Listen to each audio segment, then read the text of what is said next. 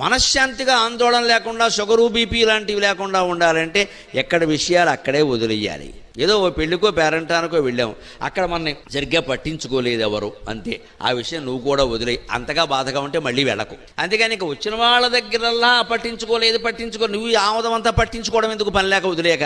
వాడు పట్టించుకోని వాళ్ళు బాగానే ఉన్నారు, కానీ మనం దీన్ని పట్టించుకోవడం వల్ల ఒంట్లో జబ్బులు పెరిగాయి. లేదు మన ఇంటి పెళ్ళికి ఎవరో వచ్చారు, కొందరు బహుమతులు ఇస్తారు, కొందరు ఇవ్వరు, మర్చిపోయి రావచ్చు, లేకపోవచ్చు, ఇబ్బంది పడవచ్చు, మనం అడగకూడదు.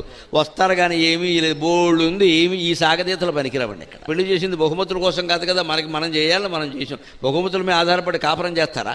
ఆ విషయాలు ఎక్కడవక్కడ వదిలేస్తే ఏ రకమైన అనారోగ్యాలు రావమ్మా. ప్రతి చిన్నదాన్ని పట్టుకుని పీకానాం లాగానాం అని పీకద్దు, లాగద్దు. ఆ విషయం వదిలేయండి. అక్కడ దాన్ని బట్టి ఏమైనా నేర్చుకోవాల్సింది ఉంటే నేర్చుకోవడం, అలా ఉండడం, అంతే. దాన్ని పట్టుకుని లాగద్దు. జరిగిపోయిన విషయాలు ఇప్పుడు ప్రస్తావిస్తున్నాం అంటే బుద్ధి ఉందా అసలు మనకి? ఏమైనా మారుస్తామా వాటిని? అది ఆలోచన చేసుకో.